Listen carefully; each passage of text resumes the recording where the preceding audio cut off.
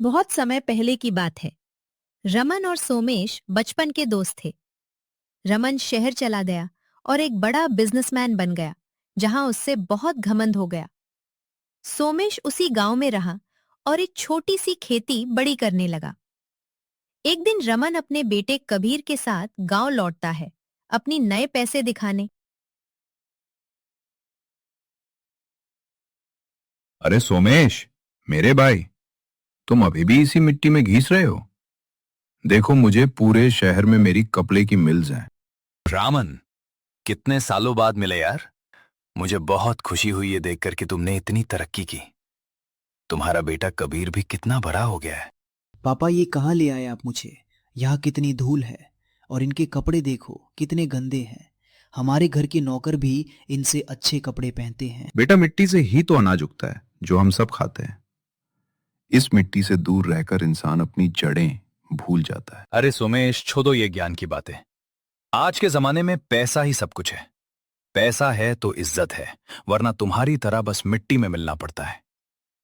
कबीर, याद रखना, हम अमीर हैं, हम इन गरीबों से अलग हैं। रामन की ऐसी घमंड भारी बातें सुनकर गांव के सबसे बुजुर्ग दादाजी वहां आते हैं। उनके हाथ में एक पुराना थैला है। उन्होंने रामन का घमंड तोड़ने का फैसला किया। नमस्ते बच्चों, क्या बात है? आज गांव में बड़ा शोर है। रमन, बड़े दिनों बाद गांव की याद आई। नमस्ते दादाजी।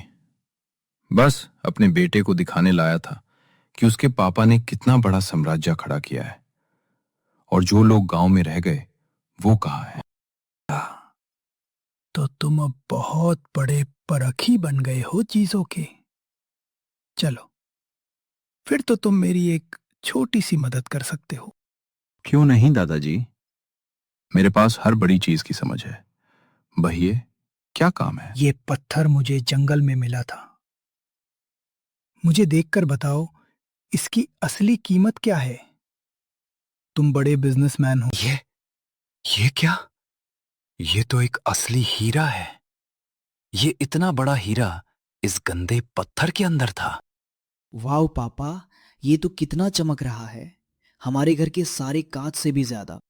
हाँ रामन, ये एक असली हीरा है जिसकी कीमत लाखों में है। लेकिन जब ये तुम्हारे हाथ में था तो तुमने इसके ऊपर की मिट्टी और गुंडगी देखकर इससे बेकार कह दिया, और सोमेश ने इसके अंदर की असलियत को पहचाना। रामन बिल्कुल चुप हो जाता है। उसके पास बोलने के लिए कोई शब्द नहीं बचते। रामन, बिल्कुल इसी तरह तुमने आज सोमेश को देखा। सोमेश के कपड़े गंदे हो सकते हैं, उसके हाथ में मिट्टी हो सकती है, लेकिन उसका दिल इस हीरे की तरह साफ और कीमती है।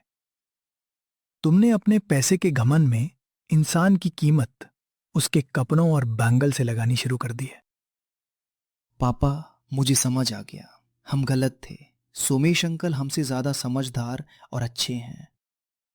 सुमेश, मुझे माफ कर दो। मैं पैसे के अंधे कुआं में इतना डूब गया था कि मुझे रिश्तों और इंसानियत की कीमत ही भूल गई। दादाजी, आपने आज मेरी आंखें खोल दे। असली हीरा में नहीं, सुमेश है। दादाजी, आपका दिमाग तो ठीक है? ये तो एक साधारण काला और गंदा पत्थर है। रास्ते पे ऐसे हजारों पत्थर पड़े रहते हैं। इसकी कीमत 1 रुपया भी नहीं है। हाँ पापा, इससे अच्छा तो हमारे घर का पेपर वे। सोमेश, तुम क्या कहते हो? दादाजी, मैं कोई जोहारी तो नहीं हूं, लेकिन ये पत्थर आम नहीं लग रहा। इसका वजन बहुत अलग है और इसके अंदर एक अजीब सी चमक है जो इस धूल के पीछे छुपी है। अगर इसको साफ किया जाए और तराशा जाए तो ये बहुत कीमती हो सकता है। रामन, तुम्हारी आंखें सिर्फ ऊपर की चमक दिखती हैं। सोमेश, जरा इस पत्थर को इस कपड़े से साफ। जब घमंड टूटता है तभी इंसान का असली रूप सामने आता है।